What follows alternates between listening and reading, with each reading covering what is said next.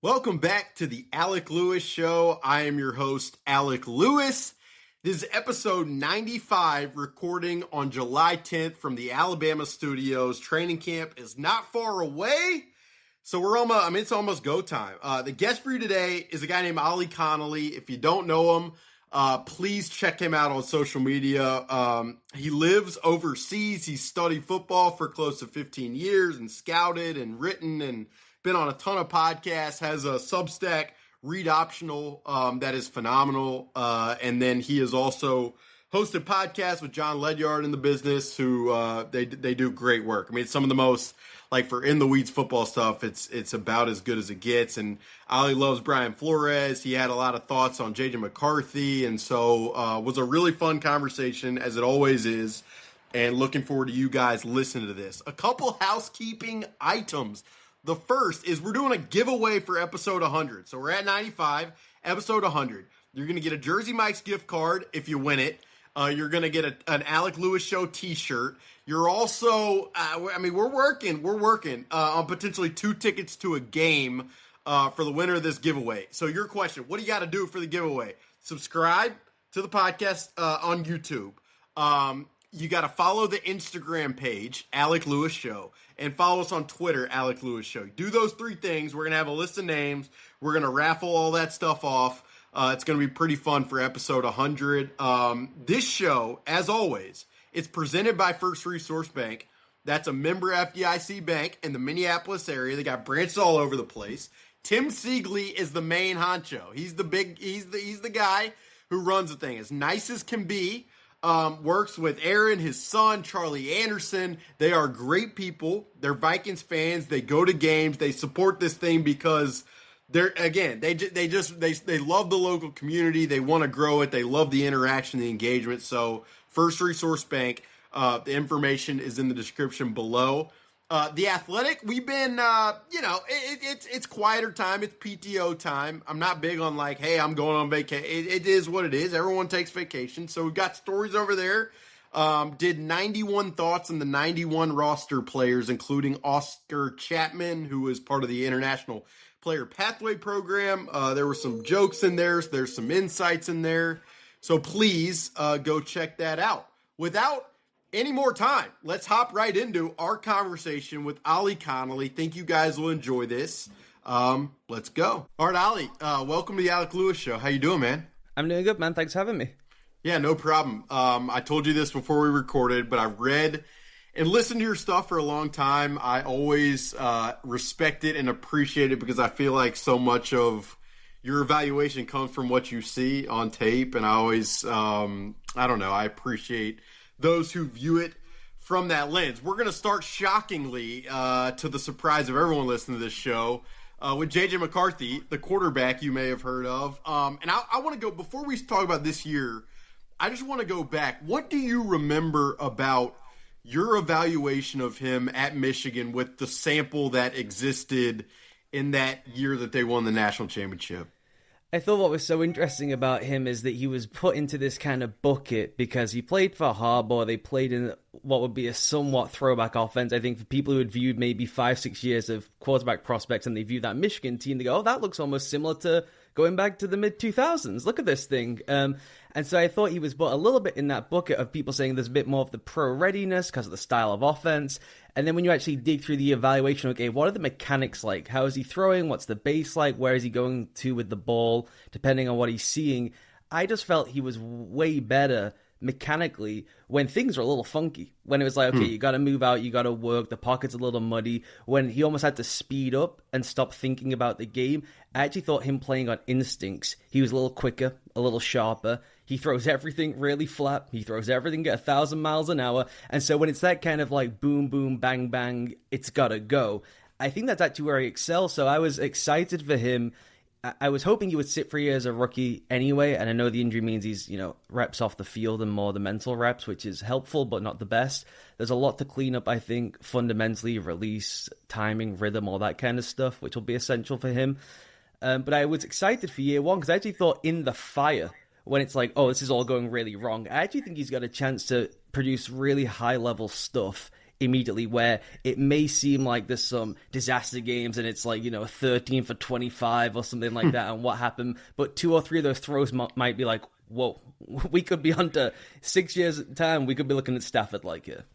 Yeah, well, it was interesting, and I told you this. I went back and listened to the podcast you did with John Ledyard last year, and I mean, you guys, to me, it was so fascinating because you talked about base and how he'd get wide, and so that was one of the things early on in Minnesota that they focused on, that was a priority for them, and I mean, I wouldn't call myself the utmost expert on evaluating quarterback mechanics on routes on air, but I do think he's made progress in that area. And then the other aspect that you guys talked about was just, I mean, like you said, everything's flat. There wasn't a ton of layering, and that remains kind of a question mark, work in progress. So the question to you would be, like, how important is that ability, do you think, in this Kevin O'Connell system specifically, and just in the league in general? Like, how many guys thrive that can't, change speeds, use different clubs? Like, how possible is that? Yeah, you can't be a good quarterback in the NFL without a pitch wedge. It's just that simple. I mean, we all know all the names. You just watch Red Zone and you go, well, that guy can throw the slant and can rip it down the field, and then in 3 years he's out of the league. Because you have to attack the seams. And JJ was an unbelievable seam ball thrower in college. When they would run 2 tight ends, one guy down the seam, because he can just grip it and rip it immediately. Base can be whatever. It's a mess, whatever. And I almost think that stuff, honestly, was a little pre-programmed. I mentioned the thinking, some delays. You could almost see, okay, my feet are supposed to be here, then I screw my feet, and all of a sudden you just kind of elongate because you're not playing on instinct. You're not playing with, the rhythm that you're supposed to play with. There's too much going on upstairs for you to just sort the feet out in time, and it's just not precise, and you've not got the reps in yet. That's what you see a lot of time with young guys, is they can do it in stretches, and they're almost so programmed that they just, then it's not feel. And Anthony Richardson is a great example, where he comes out in preseason of the second year and it's like, whoa, look at the mechanics. He's overhauled himself. Then the bullets start flying. He reverts back to the mean and he's like, I don't know what's going on with my footwork downstairs. But to the point about layering, O'Connell, anyone, particularly with the way defenses are now, when we're in this kind of 2 to rotate world, or we're playing with 3 safeties a ton, or there's some kind of rotation from the first level to the second level or third level, some kind of mugged up look, and you've got a mug and dropper. If you just picture in your head, when you see these different shells, and there's only so many coverages, right? You see these different Tampa 2 shells as kind of the mainstream of the league right now. When you overlay the play design, it can look like we have all the throws we want all the time, but depending on the rotation, the quirks, how different players move, the window's open at different rates. How it's open, how you get the ball there is just open at a different time, so you just have to be able to put loft on the ball, layer it between linebacker and safeties. That's the money throw in the league, right? And unless you are Russell Wilson, where the atypical throws down the field are so stupendous beyond any historical norm for 5 years in a row, is what Russell was able to get away with, and be somewhat successful and sustainable. Not the entire time, but somewhat. That's the only way you can get away with it, and you just have to be the most magical player, I think, to be able to do that. We've talked about this a lot here locally, but I laugh listening to the show that you did before the draft, where I think you or John, I think it was you were like, he's got a howitzer for an arm. And it's been funny to hear, I don't know if it's local media, I don't know if it's national, but there has been somewhat of a narrative of like, I don't know, does he have the arm? And from what I see in practice every day, I'm like, the question is, like, can he dial it back in a sense? So, like, the arm strength to you never seemed like remotely close to anything you were worried about. No, I mean, if you're gunning for greatest of all time, then maybe, if you're looking for Marino, look somewhere else, I guess. But if you put him up against that draft class, or you put him up against the one before, you go with Bryce, you go with CJ Stroud, you go with Caleb Williams. I mean, there's a plus arm compared to all those guys, honestly. And even more so is there's no loss of velocity depending on the arm angle. And that's just where the league is at now, right? Is that you got to be a pocket creator. Everything's going to be funky. The windows are going to be strange. You're not going to be able to play settled in the base every single time. So if you can develop those kind of RPMs, it's just a get out of jail free card all the time. The thing he has that is weird is the trajectory of the ball is really flat. and he hangs it inside. And you don't often get those two things together. And you hand things inside in the NFL, that's how you lose your job in week 3, because you get picked off 3-4 times.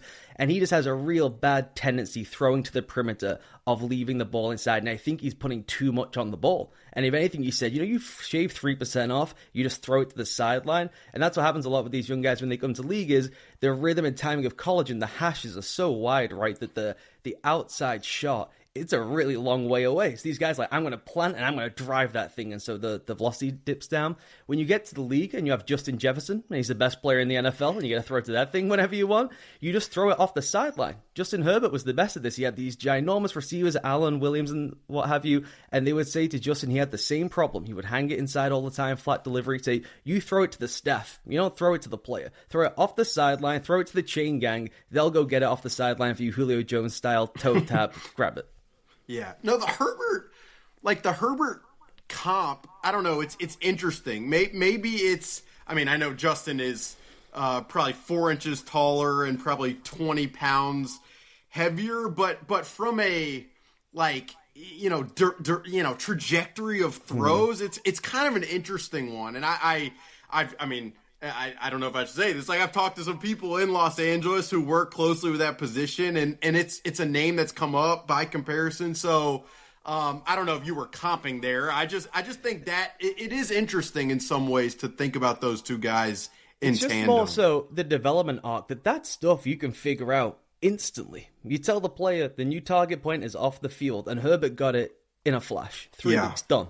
And so the things like that when you go through the tape of a college prospect, you go, oh, that seems tough. And, people go through and grade and they say, oh, this is an issue. The boundary accuracy isn't so strong. It's like, well, we got a good staff who has 2 sentences with the guy and he's good. We should be able to correct that thing really quickly. And Herbert is a great example of those kind of really nuanced issues you can clean up quickly.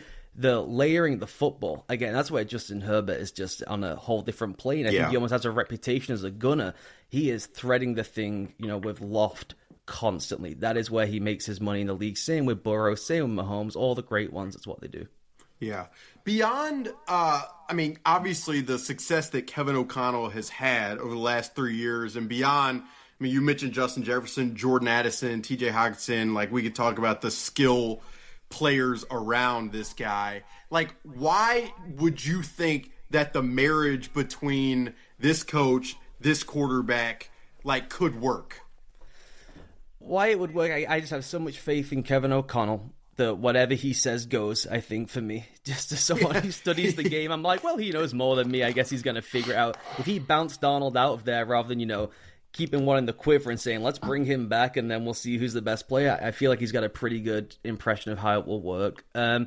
I personally, for me with McCarthy, I think the issues in year 1 is going to be a lot of the above the neck work, and it's going to be tying that to the feet. Okay, can I play with rhythm? Well, okay, that's an issue for me. Well, can I play with rhythm when everything's moving and then it's chaos in the front? That's a different level of rhythm, right? You can look so good in the 7-on-7. You can look all go through training camp. You can look all go through preseason. The reason these guys break down is when it's all happening on the back end and it's all happening up front. Suddenly your feet start pitter-pattering and it's 3.5 steps instead of 3 steps. The ball comes out flat. You go, oh no, as the ball's in flight, and we get some wonderful NFL film sound after the game as they bang the tablets on the sideline.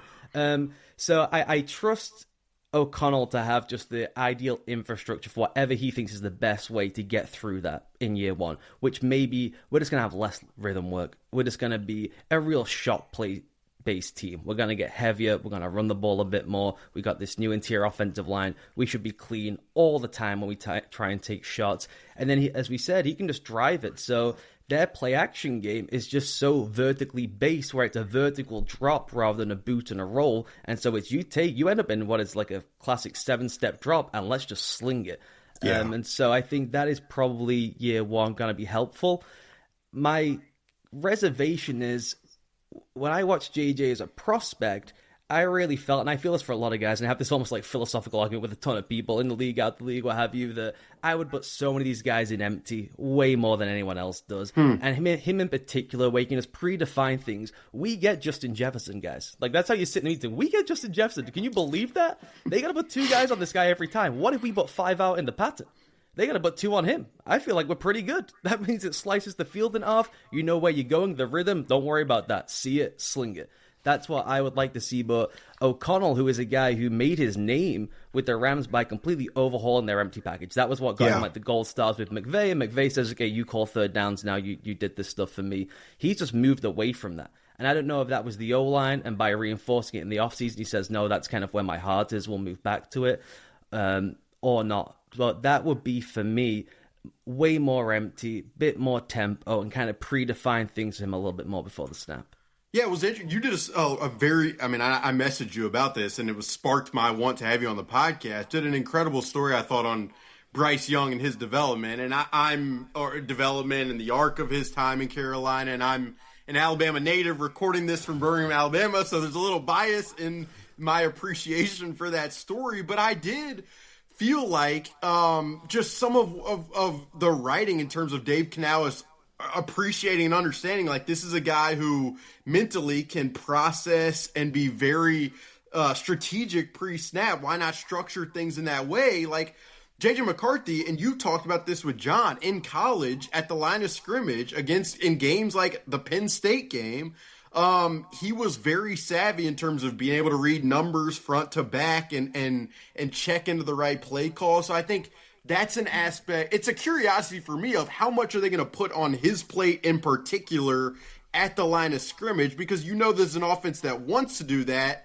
but it's also a guy who's going to have a lot in his mind, to your point, so you don't want to cloud it too much, really. No, but what helps with that is the signing of Ryan Kelly. I mean, you listen to the show we do, and my whole thing going into the offseason, my number one thing for every team in the league was like, go and sign Ryan Kelly and Will Fries together. Both of them are available somehow. I don't know why Ballard allowed that to happen.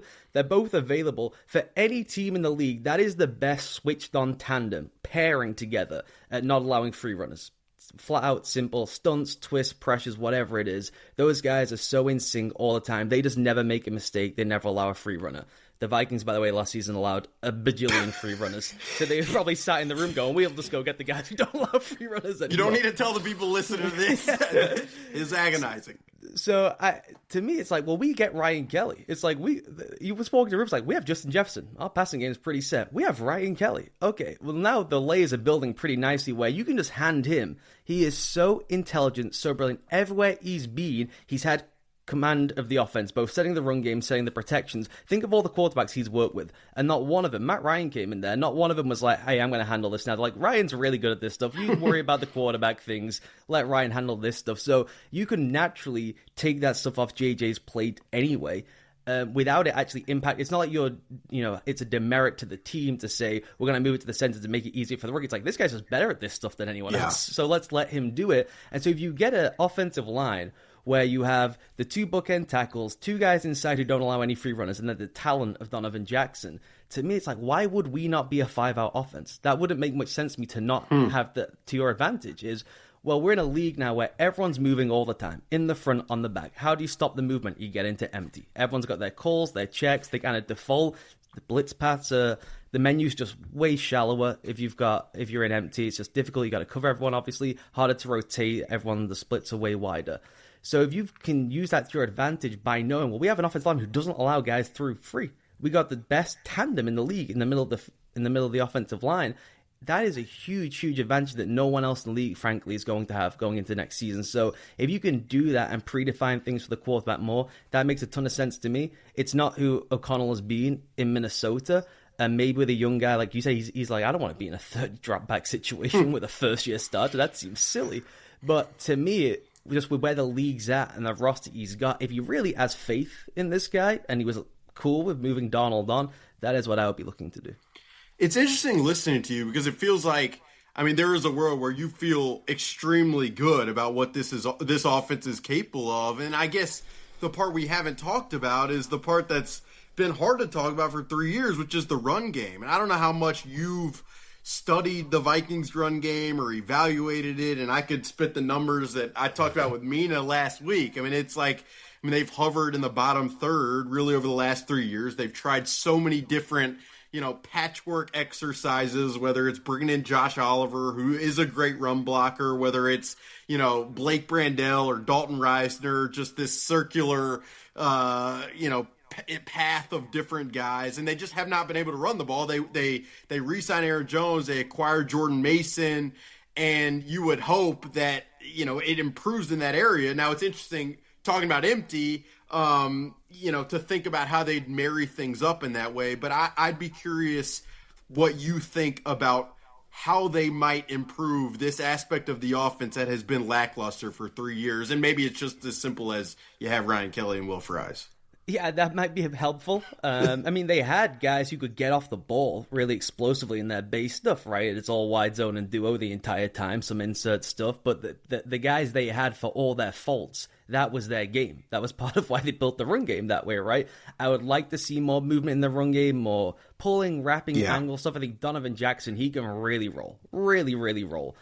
Fries and Kelly, it makes that tough. Those guys are more cinch to point, people wrap around them, where you can't just have one side of the line that pulls. You become so siloed, it just becomes a nightmare for everyone else. And then that just destroys all the play action goodness you'd be building towards anyway. I see the concerns with the run game, and I've seen the figures myself.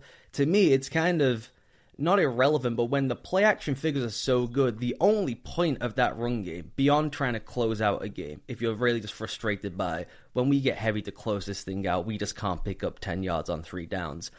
The only point of the investment in the run game is to trigger play action shots. No one triggers play action shots more than them in the entire NFL, right? The point of the run game is to get to RPO and quick game, is to get to play action, is to get to your shot plays. That's the whole point. Can you make it look, smell, feel the exact same every single time? There's no tells in the formation, no tells in the movement, no tell in the wrapper, and then we spike them over the head. And they do it better than anyone in the league year after year. So to me, it's like, as long as it looks the same, even if it's not that good, if they just believe we're putting the investment in and it looks the same for our play action shots, I personally am good with that. And it seems to me like O'Connell is. I know they're trying to make adjustments. And maybe the solution, if we go to empty, we don't have to worry about the run game, guys. Maybe our figures look better on the stat sheet. I don't know. Well, it's like, I can imagine, Kevin's not listening to this, but if he's like, we could just go empty, it's like, he's not going to this guy loves throwing the football, and the people listen to it. The other aspect, it's like, if you can improve in short yardage and goal line situations, and that stuff can give you some semblance where Sam Darnold doesn't have to drop back, against the Lions as often as he did in those spots, and you could just run it in.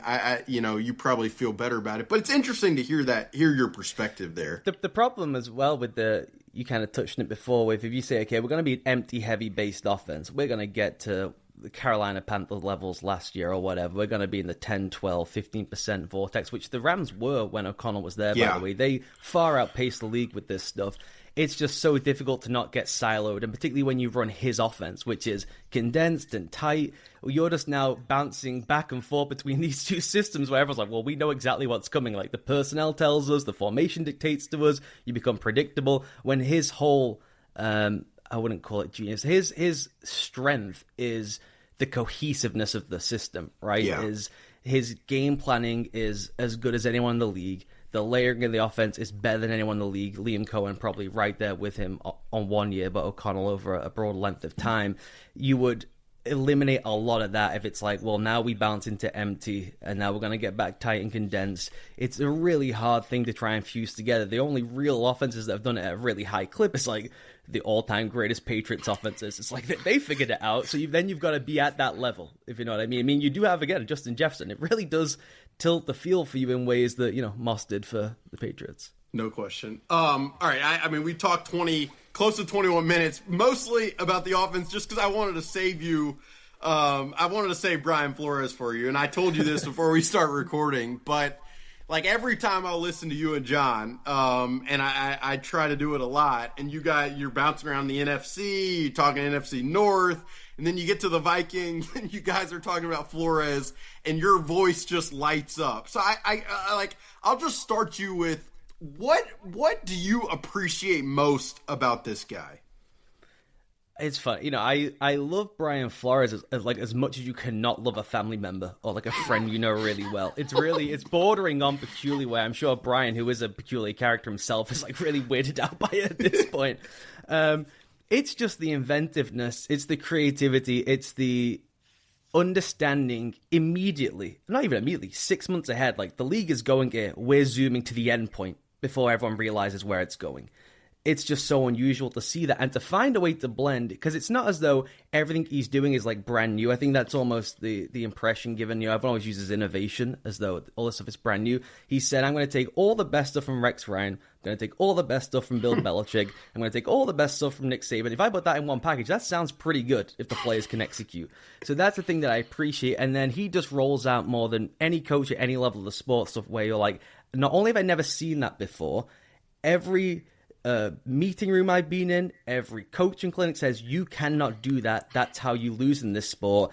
And he pastes people with it. It's that it works. That's what I like. Is the not even the inventiveness. It's that it all works. And there's just a chess master element to him that is on like the genius spectrum of things, where I don't know how he thought of some stuff, how he convinced his boss that he was allowed to do it. Did he lie? Did he say, we're not going to do that? And then he does it and he just works. I think he just does what he wants to do. I think I think so. Is there an example, like you say, of like, every clinic, every coach would be like, you can't do that. Is there an example of that for, maybe it's as simple as just blitzing as much as he does, but is there an example of that for you? Yeah, it's not the blitzing alone. People have had those blitz rates before. Wink Martindale got out of bed with like a 60% blitz rate. It's nothing that special. Rex, when he was really rolling, had a higher blitz rate than Flores has had the last few years. It's the blitz with the zone behind it. Then it's the blitz with the style of zone behind it, and saying, I don't care the fact that we're supposed to have multi-layered defenses. You got about levels in the defense. That's what everyone talks about at these clinics, Alec. It can be quite boring at times. It's like you got to have levels in the defense. That's why those layered passes you were talking about before come in, right? There's all these different levels. How do we fit it in? He's just like, what if I just segment my defense in 3 and there's like one guy in the second level, and everyone around is like, I think it takes the quarterback literally like 4 seconds to be like, wait, what are they doing? Are they allowed to do that? Is that in the rules? To just say, I'm sending 6 guys. There's going to be one guy in the middle. Everyone else is standing deep. Let them make that call. Is like, you should not be able to do that on third down in the NFL more than one time. To crank it to like 6 times in one game is just beyond belief.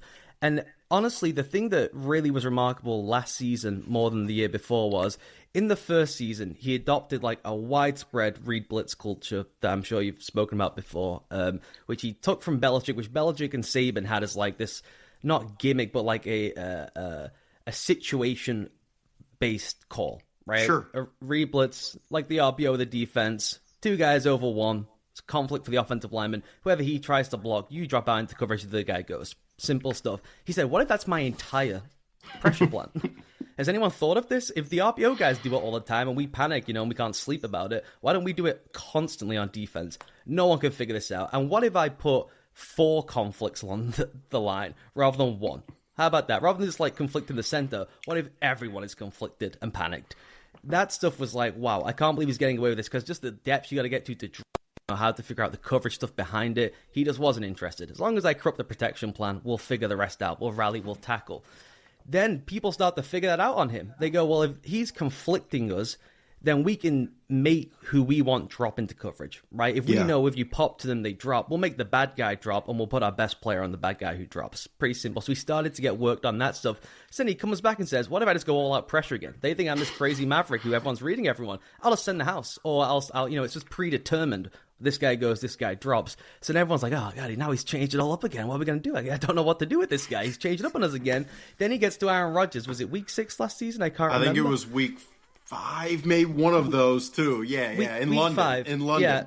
And he sat there, he's eating his fish and chips or whatever. He goes, I'm going to get Aaron this week real good. Aaron sat there. Aaron knows this stuff better than anyone. He's going to figure it out and break me with the mental side of the game. And he says, I'm going back to the re-blitz structure for one game. And the pick 6 that they get in that game, it's Van Ginkel, I think, right? Of course. Comes on that exact same thing. You see Roger Mead be like, I cannot believe he did that to me. They changed their system for 1 week. And not the entire system. The system broad, freeze frame the top of the coverage. It's the same coverage, the same structure. The minutia of how we get to the pressure plan change week to week. No one does that. People don't change that stuff. They change the paths. They tweak it based on who the weak link is on the offensive line. They change some of the concepts. They don't change the principle of the defense for 1 week against one fellow like chess master player. And he does this now all the time. Week to week, they're flip-flopping back and forth because of the continuity of the staff, the defense, and so on. So to be able to imagine that stuff as I'm saying, okay, re-blitzing seems like a smart idea. What if I take it out to the absolute nth degree? Now people are starting to beat me. I'm going to pull it back, and I will deploy it when it's most necessary, and then it works. You get one of the great quarterbacks of all time throwing a dumb pick six to you because he didn't know what was happening. You just don't see people frazzled the way they're frazzled when they face him. I'll never forget that game, and maybe like the week after, and I'm looking at some of the data, and it's like, it says it on True Media. I'm like, it says they ran 13 snaps of two-man in that game. I've never seen, in the time he's been here, I've never seen two-man. I remember walked up to Cam Bynum in the locker room, and I was like, you guys didn't play two-man. He's like, oh, yeah, we just rolled that out. I was like, is that possible? Like, can you just, all of a sudden, so it is, and like, some of the players have talked about it. It's like Flores, and the way they view it is, you're almost like, when do you buy the dip? Like, when does Brian Flores think the other team thinks that he's gonna then shift for an example, like the read blitz structure to the we're just gonna call it and haul it type situation. Yeah. It's and then when do we sell? Like, and that's even in game. Like, there have been times where I've talked to players after games of like, yeah, they started to get a beat on us, so it was like we flipped it. And I think so much of it, and Flores deservedly gets so much of the credit, but I often, and I've thought about this a lot this offseason, think so much is an attribute to the smarts of these specific players. Like, a lot of these guys have the mental wherewithal to be able to kind of adapt in this way that it's like some of the guys were just here, your Harrison Smiths, your Josh Patellas, and then they've obviously targeted the Van Ginkels who have that ability, but it's so under probably discussed or valued, like the ability of those guys on the field to adapt in real time. I couldn't agree with you more. It blows my mind what he's able to get out of them cognitively. I'm sat there going, what did he do this week? I'm like, well, how did they install that? Did they just pull out last year's playbook and they all knew in 1 week? Some of these guys are new. I think Dallas Turner is a great example of he's not on the field. What's the issue? It's like when you just go through what we discussed with the pressure plan, can you imagine having to deal with that every single week? This week we're going back to the old system. Oh, that's got the old calls and the old checks because if they bumped to 3-by-1, we got to do this because we've changed. Oh, it's a reblitz. We don't bump on, I would just be sat in my, the afternoon nap would just extend forever. Like, I don't want to go downstairs. This is so complex, so complicated. So it makes sense why someone like that, for all the athletic gifts and what you would hope from him, 4-man go rush, and can he give us some boost up the arc?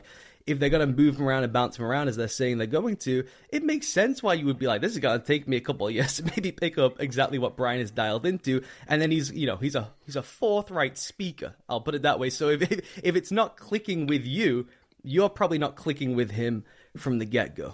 Forthright speaker is the kindest way I have ever heard Brian Flores described. Last one on the defense. Mm-hmm. Like you said, he's often 6 months ahead and sees it. So, this offseason, I've done a lot of thinking and watching both in some of the minicamp stuff of like, where do they take this from here? They obviously sign Jonathan Allen and Javon Hargrave. So part of my mind goes like, can they play with 4 down fronts? What is the benefit of that? What does that allow you?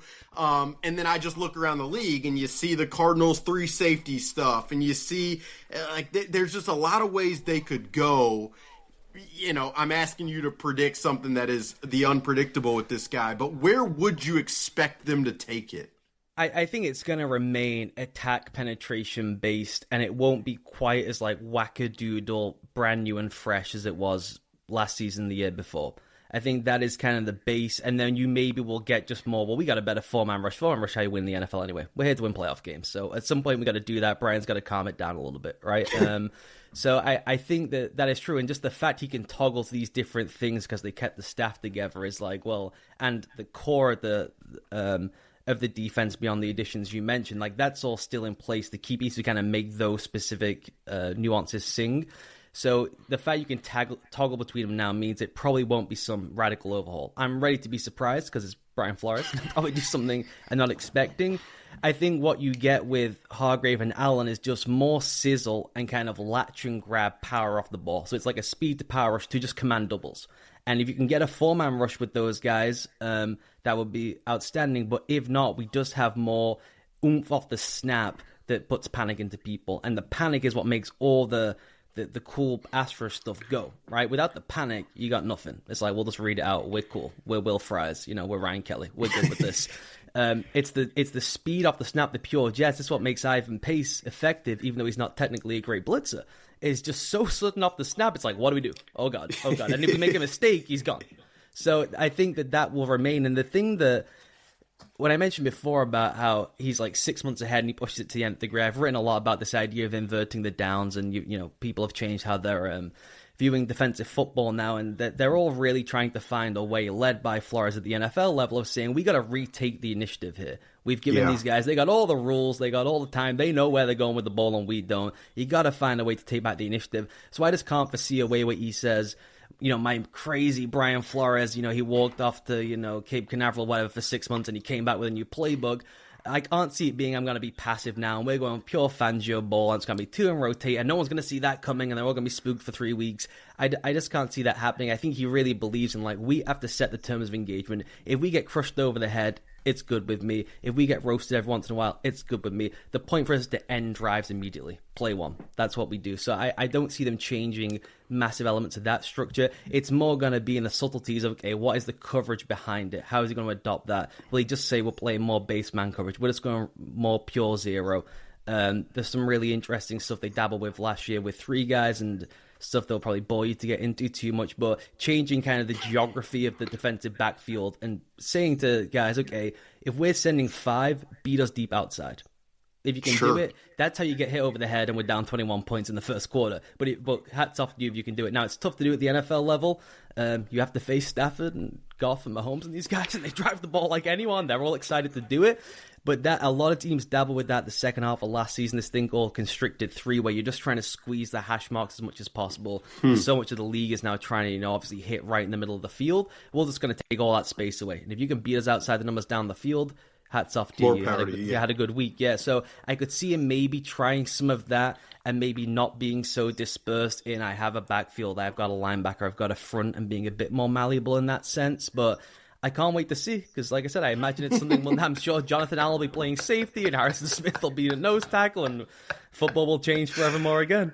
Well, it's funny because I got you going on it and you were talking a little bit and then you just went for like 6 minutes. I was like, this guy, it was unbelievable. Just lastly, like, how do you feel about this team, like, writ large in this NFC North? And and I asked Mina about this last week. I was like, are you interested by this team? And she's like, I'm interested by every team. Alec, that's a terrible question, which it probably was. But it just feels to me like it's just a fascinating situation. Obviously with the quarterback, it is. But even defensively, like, you're going to do what they're going to do. And then the cornerbacks that they have faith in right now are Isaiah Rodgers and Jeff Okudah. So just they're spending $350 million plus on this route. It just feels like an experiment of sorts in a lot of different ways. So I'm curious how you view it. I love Mina. Wouldn't it have been great if she just said, I hate the Colts? I just can't see just says that publicly. Oh, it'd be so good. But no, it would have been great for the Alec Lewis show. I mean, I'm telling you, it would have been aggregated everywhere. The New York Post with the headlines, exactly. The scandals would have been wonderful. I think it's one of the most talented rosters in the NFL. It's part of my excitement about it is the marriage of the scheme to the personnel. The offensive scheme is not that inventive. It's all the best ofs around the league, run game plan wise and sequencing wise to the highest level possible with, as I said, I think Justin Jefferson's the best, like, all around player in football. So, to me, the floor should be 11 wins, and it should be, to me, looking to win multiple playoff games. I think the roster's that talented. The overriding question is the quarterback any good? We don't know if he's any good. Maybe he'll be really good in 4 years, and the roster ages out, and Brian Flores is running a team somewhere else, and we're just like, we missed our window or what have you. But to me, it's as exciting. I'm a scheme nerd, coach, and scout. So to me, like, it's my number one go-to pull-up week 1 of the seasons. That's why I'm so fired up about them. What is Flores doing? Okay, how does O'Connell view? I've got all these notes of what I would try and do. How does he view it? He's better at this than everyone else. I'm sure he's got some cool ideas. So I'm really fired up just to watch them. And I think the 11 wins should be the expectation for them. Winning 2 playoff games should be the expectation based on the roster. Because if you just look at every key piece of the offense, right, of how you would attack you build in a lab under a salary cap. How are we going to attack modern defenses writ large? We're going to face Halfley. He's doing all this stuff. We watch what Brian is doing in his corridor. You know, all the lights are out. He's doing weird Brian stuff down the corridor, designed all this mad stuff that everyone else is going to try and do 3 months after he's done it. They've tailor-built an offense to do that for me, personnel-wise, right? It's just how O'Connell views that deployment of that personnel, and does it match up with what would be my expectations of how you would attack modern defenses doing that, particularly within his division, and then just can McCarthy execute on that deployment? Yeah. You said Flores in 4 years leading his own team. I was trying to think of the way, his tactful way, the forward, he'll be intentionally talking forward to people. Well, he'll obviously be in Lithuania, and I'll be like his defensive coordinator, burn himself out the league probably. Because what he's not had, and what Minnesota haven't dealt with, and, you know, by all accounts, you know, he's a reformed character, and he's got patience now, he listens to people. They haven't had it go really bad. You know, if you just say, like, hey, I'm coming back with this stuff, and the league's like, we've got you cracked, buddy. We figured a bunch of stuff out. You got way too many tells. You can't adjust on the fly. He comes up with something new that just doesn't work. Well, we haven't seen him yet if it's spiraling down the drain. And the offense is good. And the expectations are to win 2 playoff games with a first-year starter quarterback.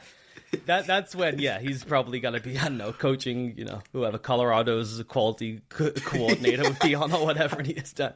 I don't see the path, but no, it's fascinating. Ollie, that was very fun. Thanks for hopping on. We will talk to you soon, probably after they unveil again their Jonathan Allen, Javon Hargrave safety tandem. Thanks for hopping on, man. Appreciate it. Thanks, man. Anytime. And that'll do it for episode 95 of the Alec Lewis Show. A lot of in the weeds football, but it's great. It's learning time. It's big picture conversation time. Ollie does a great job. He's very fun to chat with, and I always learn something when I'm talking to him. So I hope you guys enjoyed that as much as I did. As I said at the top, a couple things. The first is the giveaway. To enter for a chance to win a $50 gift card, Jersey Mike's, an Alec Lewis Show t-shirt, 2 tickets to a Vikings game, hit that subscribe button. Follow us on Instagram at Alec Lewis Show, and follow us on Twitter at Alec Lewis Show. Do those 3 things, and you got a chance to win a lot of good stuff and a chance to go to a game and see J.J. McCarthy play. The information for that, if I went too fast for you, is in the description. The show's presented by First Resource Bank. That's a member FDIC bank in the Minneapolis area. And that's about it. Check us out at The Athletic. Follow me on social media at Alec_Lewis. And we will be back starting next week or the week after with our 2 episode a week schedule. I mean, we're going to really be ramping things up. When we're out of training camp, I'll have feedback and takeaways and stuff from that. So keep locked in to the Alec Lewis Show. Enjoy your weekend, and we will talk to you guys very, very soon.